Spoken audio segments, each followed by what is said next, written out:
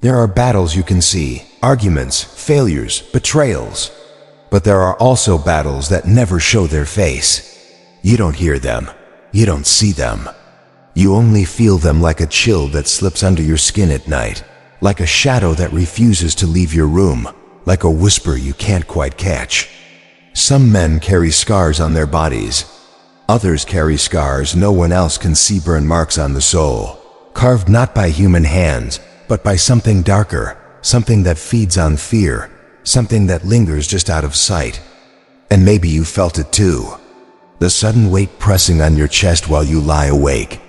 The sense that something is watching you when no one is there. The thought that evil does not always knock at your door.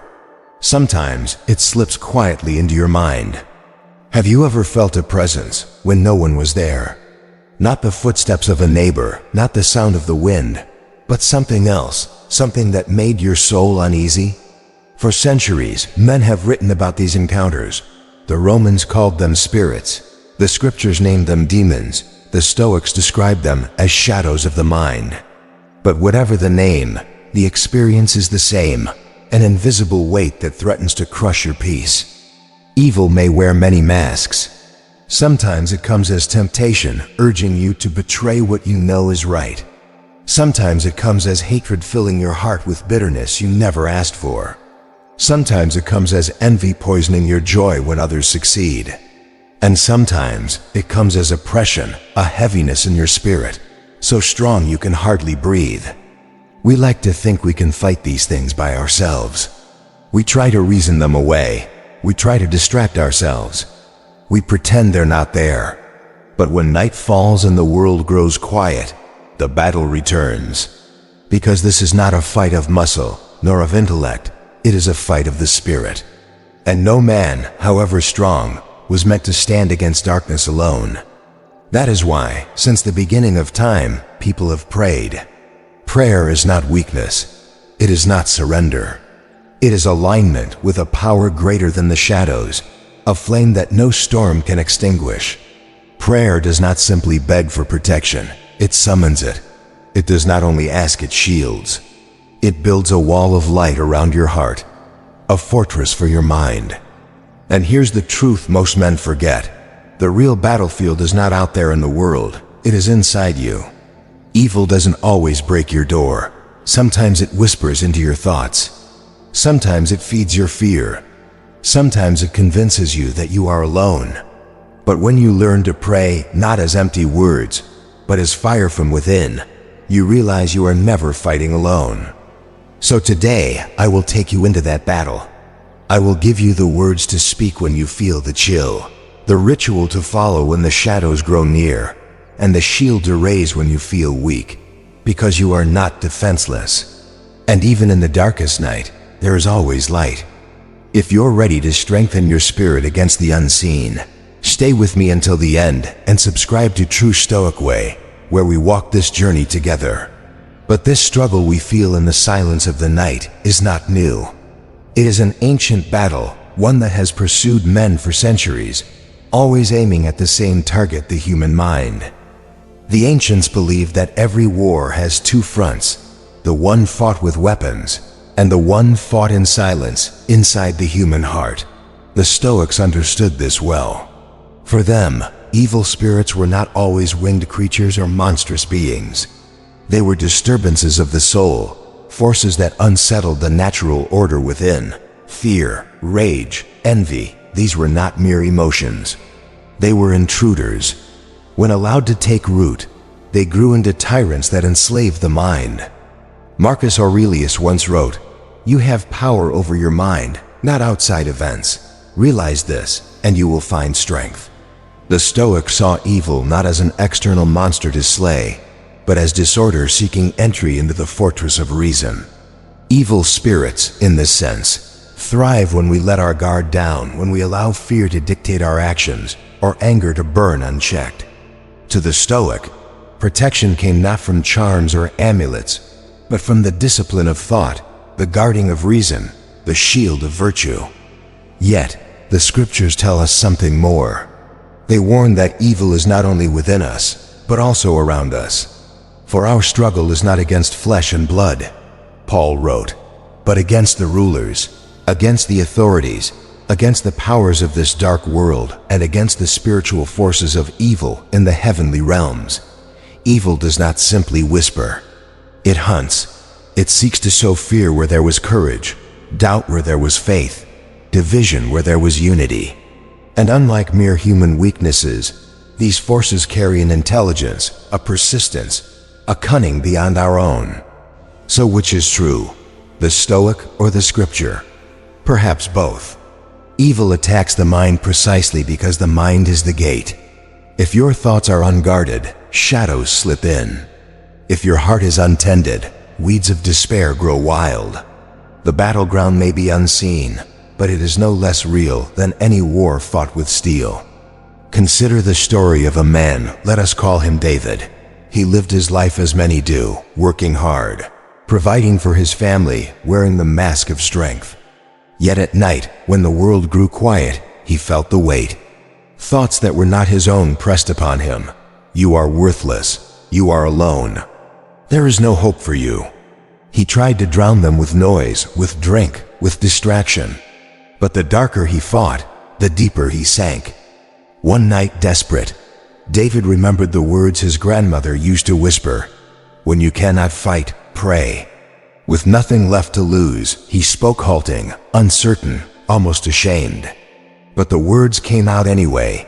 "God, if you are there, protect me. Guard my mind. Deliver me from this weight."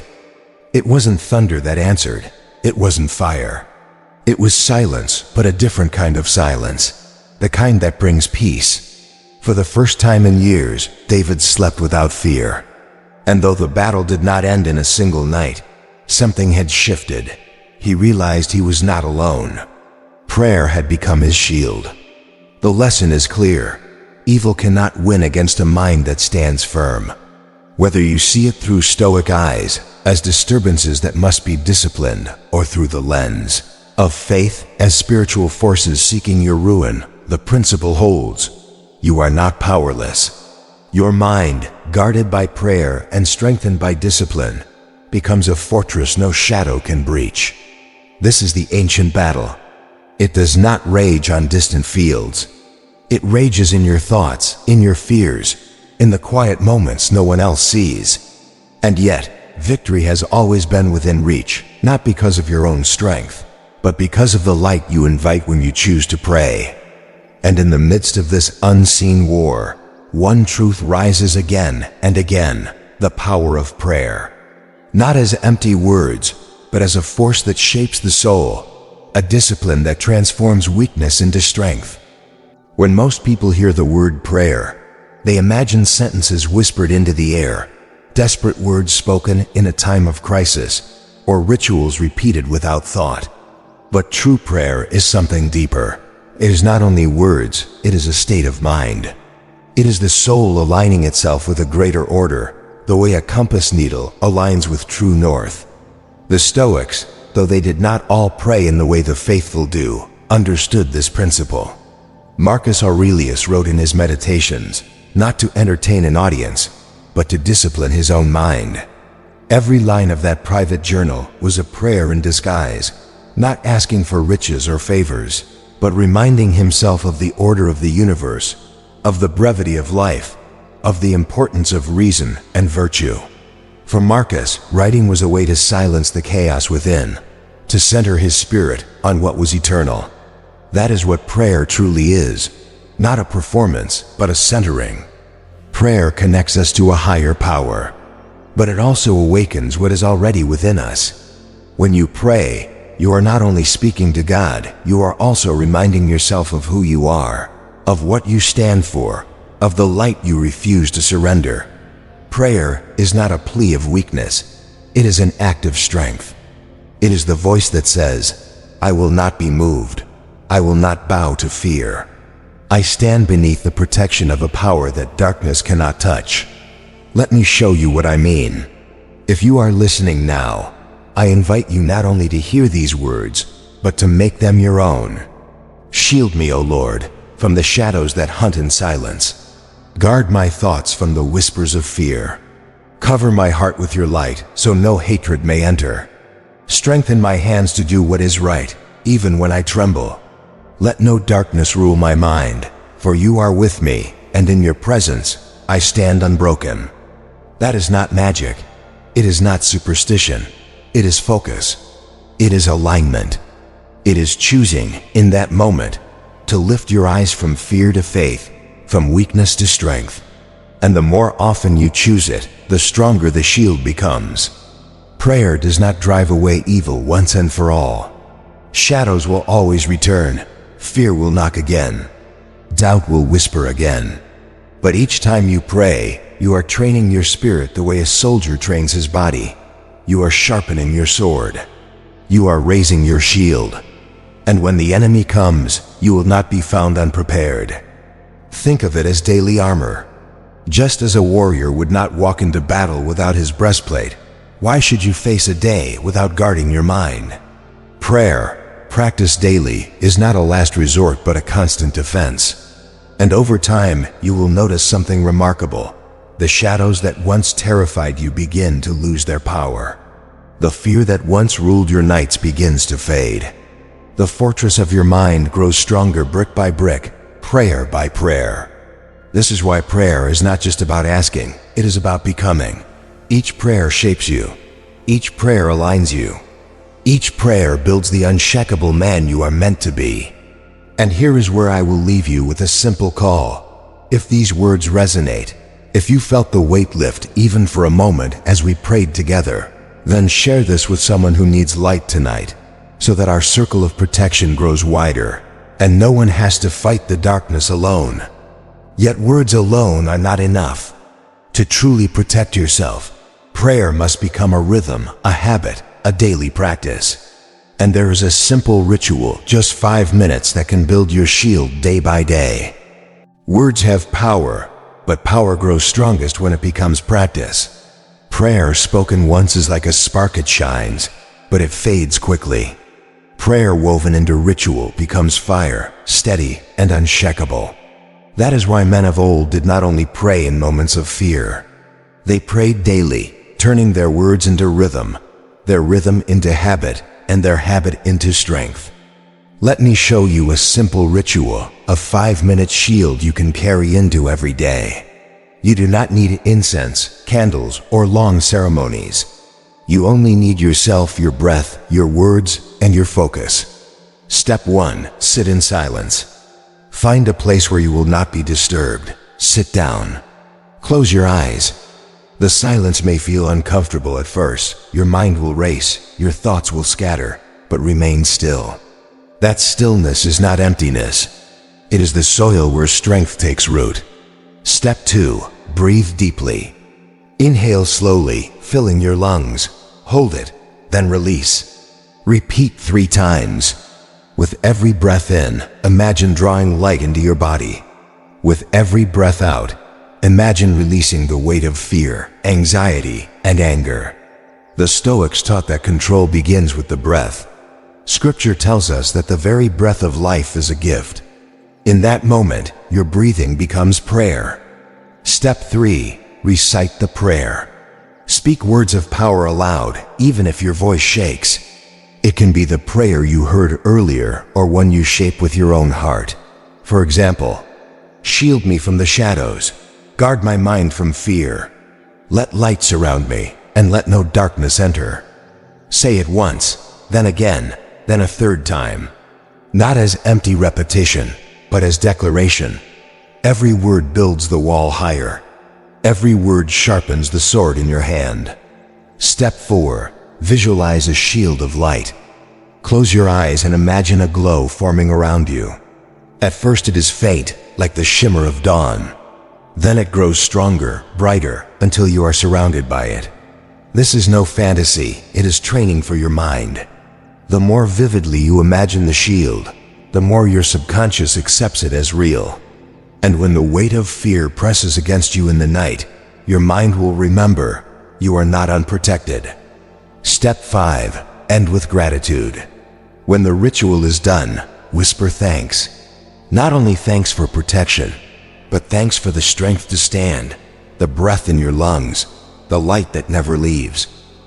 Gratitude is the lock on the door of your soul.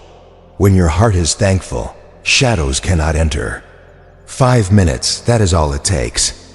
And yet, if practiced daily, it is enough to transform a restless mind into a guarded fortress. Let me tell you the story of Mark. For years, he could not sleep.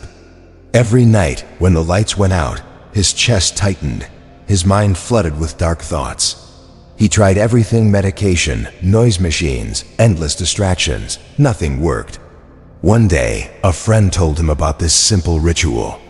Mark doubted it at first, but desperation made him try. The first night, he sat in silence for only 2 minutes before giving up. The second night, he lasted longer. By the end of the week, he managed the full 5 minutes. He repeated it every night: silence, breathing, prayer, shield, gratitude. On the 10th night, he noticed something. He fell asleep without fighting it. By the 30th night, he no longer dreaded bedtime. The shadows had not vanished, but they no longer controlled him. What had changed? Not the world outside, but the fortress he built within. That is the power of ritual. It turns prayer from theory into action, from words into habit, from habit into protection. And once it becomes part of you, no darkness can take it away. This daily practice is not new. It is exactly what the Stoics understood when they spoke of guarding the mind like a fortress. And prayer, joined with discipline, becomes the strongest wall no shadow can breach. The Stoics often compared the mind to a fortress. Strong walls protect those within. Broken walls invite chaos. Epictetus declared, "No man is free who is not master of himself." What he meant was simple but severe. If your thoughts are unguarded, you are not free. You are a prisoner to every fear, every impulse, every whisper of darkness that passes through. This is where prayer finds its unexpected kinship with Stoic discipline. To the casual eye, Stoicism and prayer may seem worlds apart, one grounded in philosophy, the other in faith. Yet look deeper, and you will see they speak the same language. Both are about mastery of the inner life. Both are about guarding the gates of the mind. Both are about refusing to let chaos dictate your soul. Prayer, when practiced with discipline, is not an escape from reality, it is training for it. Each time you pray, you are not merely speaking into the air. You are reinforcing the walls of your fortress. You are reminding yourself, I am not my fear. I am not my anger. I am not the darkness pressing at the gates. You are choosing to strengthen order against disorder, clarity against confusion, light against shadow. Think of fear. How often has fear ruled men's lives? It paralyzes, it deceives. It robs a man of his freedom long before any enemy arrives. But when you kneel in prayer and confess your fear, something shifts. Fear loses its grip. The act of prayer replaces the endless spiral of what if with a firm anchor of I am protected. In Stoic terms, prayer restores reason over panic. Think of anger.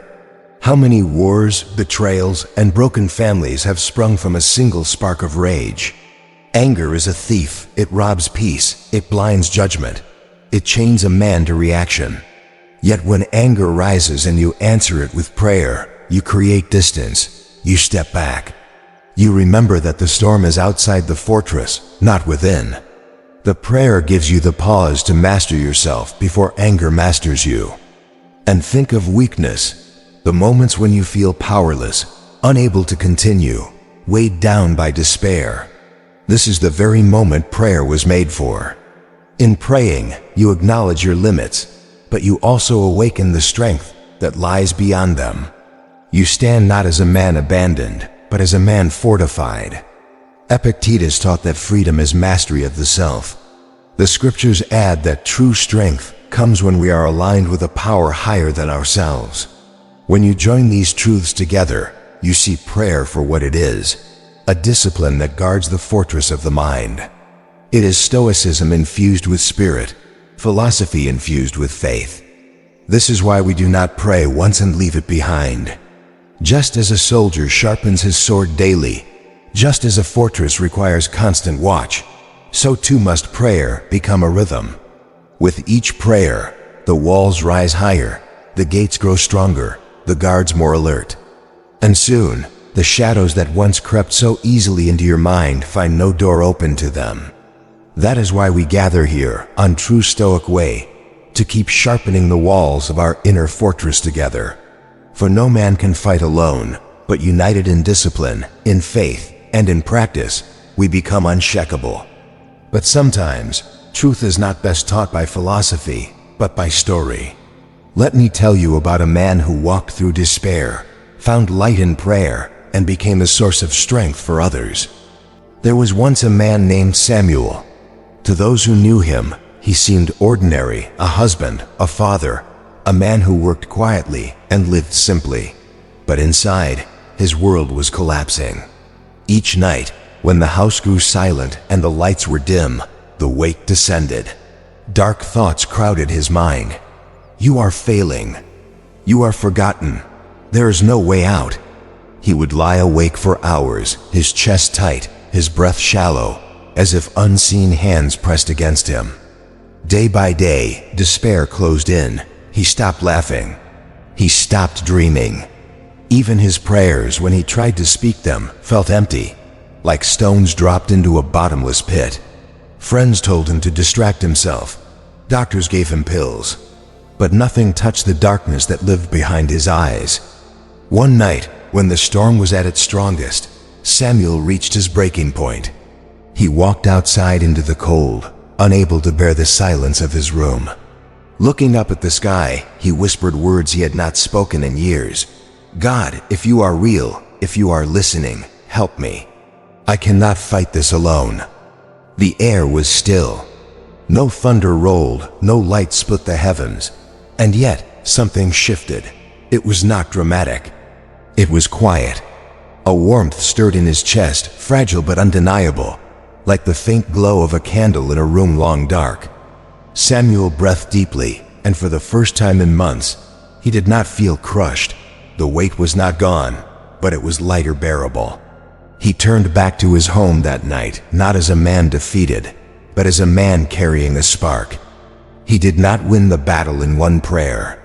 The darkness returned again and again, but each night he prayed again. Each time he spoke those words, the spark grew brighter. Soon, his fear no longer held him hostage. He slept. He smiled. And slowly, others noticed. His wife saw the change in his eyes. His children heard the difference in his voice. Friends who once pitied him began to seek his counsel. Samuel discovered that deliverance is not a single moment of rescue. It is a journey of choosing light again and again until the shadows cannot stand it any longer. What once seemed his prison became his testimony. He began to tell others, evil may attack, fear may return, but it cannot own you, not if you guard your soul, not if you pray.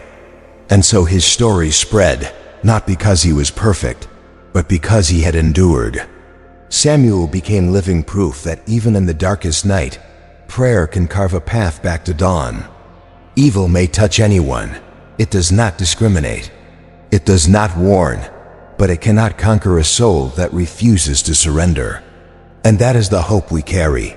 No matter how heavy the darkness, the light within and above us is always greater. And so we come to the end, not with more words about the battle, but with a prayer itself. Speak it, claim it, let it become your shield of light. Now let us end with a prayer, not as empty words, but as a final weapon. A shield you can carry when the shadows press close. Do not only listen, speak it. Let your voice shape it. Let your heart believe it. Surround me, O light, with your shield of fire. Drive back the shadows that seek to enter. Guard my mind from the whispers of fear.